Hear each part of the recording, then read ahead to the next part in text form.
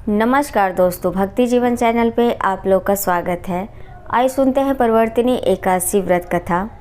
इसे पदा एकादशी भी कहा जाता है और ये कथा सुनने या पढ़ने से 1000 अश्वमेध यज्ञ के बराबर फल मिलता है। तो चलिए कथा सुनते हैं दोस्तों।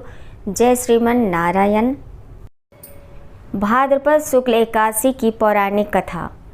युधिष्ठिर कहने लगे कि हे भगवान, भाद्रपद शुक्ल एकादशी का क्या नाम है, इसकी विधि तथा इसका महात्म कृपा करके कहिए। तब भगवान श्री कृष्ण कहने लगे कि इस पुण्य, स्वर्ग और मोक्ष को देने वाली तथा सब पापों का नाश करने वाली उत्तम वामन द्वादशी का महात्म मैं तुमसे कहता हूँ, तुम ध्यान पूर्वक सुनो। यह पदा एकादशी परिवर्तिनी एकादशी जयंती एकादशी भी कहलाती है। इसका यज्ञ करने से वाजपेय यज्ञ का फल मिलता है और पापियों के पाप का नाश करने के लिए इससे बढ़कर कोई उपाय नहीं है। जो मनुष्य इस एकादशी के दिन मेरी वामन रूप की पूजा करता है उससे तीनों लोग पूज्य होते हैं। अतः मोक्ष की इच्छा रखने वाले मनुष्य इस व्रत को अवश्य करें। जो कमल नयन भगवान का कमल से पूजन करते हैं वे अवश्य भगवान के समीप जाते हैं।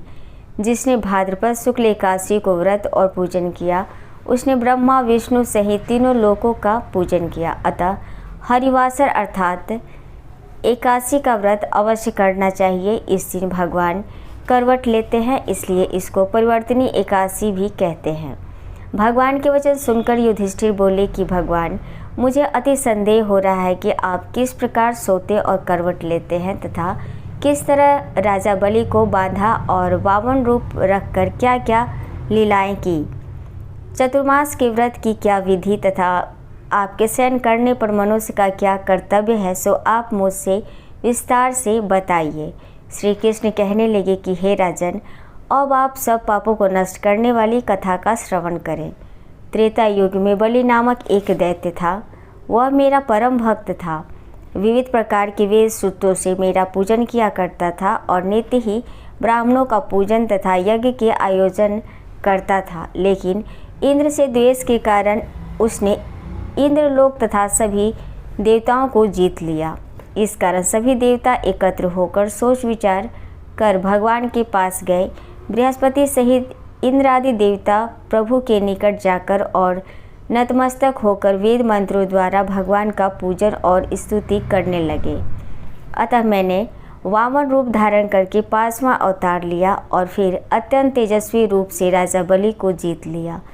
इतनी वार्ता सुनकर राजा युधिष्ठिर बोले कि हे जनार्दन, आपने वामन रूप धारण करके उस महाबली दैत्य को किस प्रकार जीता। श्री कृष्ण कहने लगे मैंने वामन रूपधारी ब्रह्मचारी बलि से 3 पग भूमि की याचना करते हुए कहा, ये मुझको 3 लोक के समान है और हे राजन, यह तुमको अवश्य ही देनी होगी। राजा बलि ने इसे तुच्छ याचना समझकर 3 पग भूमि का संकल्प मुझको दे दिया और मैंने अपने त्रिविक्रम रूप को बढ़ाकर यहाँ तक कि भूलोक में पद, भुवरलोक में जंघा, स्वर्गलोक में कमर, महमलोक में पेट, जनलोक में हृदय, यमलोक में कंठ की स्थापना कर सत्यलोक में मुख, उसके ऊपर मस्तक स्थापित किया। सूर्य चंद्रमा आदि सब ग्रह गण, योग, नक्षत्र, इंद्र आदि देवता और शेष आदि सब नागगणों ने विविध प्रकार से वेद सूत्रों से प्रार्थना की। तब मैंने राजा बलि का हाथ पकड़कर कहा कि हे राजन, यह एक पद से पृथ्वी, दूसरे से स्वर्गलोक पूर्ण रूप हो गए। अब तीसरा पग कहाँ रखूं? तब बलि ने अपना सिर झुका लिया और मैंने अपना पैर उसके मस्तक पर रख दिया, जिससे मेरा वह भक्त पाताल को चला गया। फिर उसकी विनती और नम्रता को देखकर मैंने कहा कि हे बलि, मैं सदैव तुम्हारे निकट ही रहूँगा। विरोचन पुत्र बलि से कहने पर भाद्रपद शुक्ल एकादशी के दिन बलि के आश्रम पर मेरी मूर्ति स्थापित हुई।